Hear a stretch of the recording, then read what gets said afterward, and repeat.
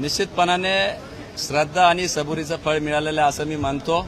साईबाबांच्या भूमीतूनच मी येतो आणि जे काय मागील विधानसभेच्या वेळेस थांबावं लागलं होतं त्याची पक्षाने दखल घेतली आणि या ठिकाणी खरं तर ती स्वप्नपूर्ती झालेली आहे, वचनपूर्ती झालेली आहे असं मी समजतो।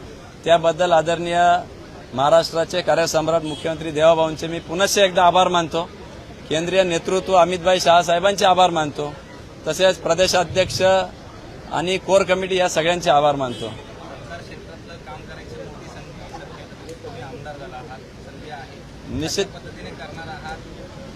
निश्चितपणाने सहकाराचा वारसा मी त्या ठिकाणी पुढे चालवतो आहे।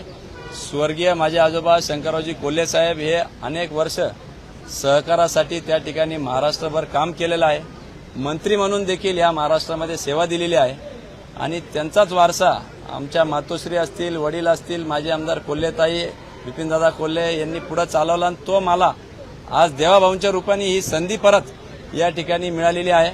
सहकार असेल, ग्रामीण असेल, शिक्षण असेल, आरोग्य असेल, महिला सबलीकरण असेल आणि विशेषतः युवा वर्गाचे जे काय प्रश्न आहेत ते या ठिकाणी घेऊन सामोरे जायचा माझा मानस आहे।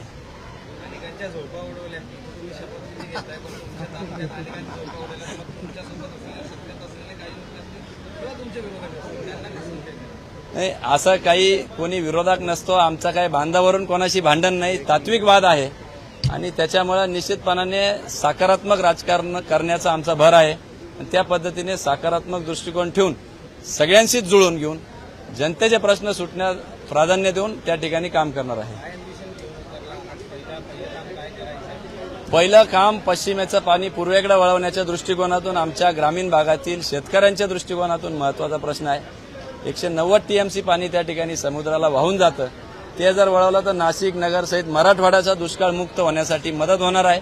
देवाभाऊंनी तो प्रकल्प हाती घेतलेला आहे आणि त्याच प्रकल्प लवकरात लवकर पूर्णत्वास कसा जाईल याकरता मी त्या ठिकाणी भांडणार आहे।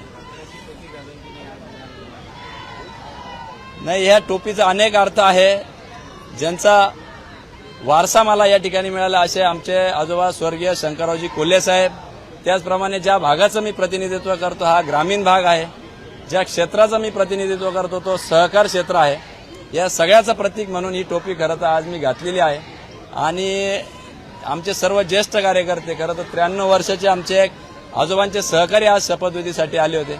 या सगळ्यांना जे आहे जे आयात नाही आहे या सगळ्यांना अभिवादन करण्याच्या दृष्टिकोनातून खरं तर मी टोपी घातलेली आहे। थँक्यू, धन्यवाद।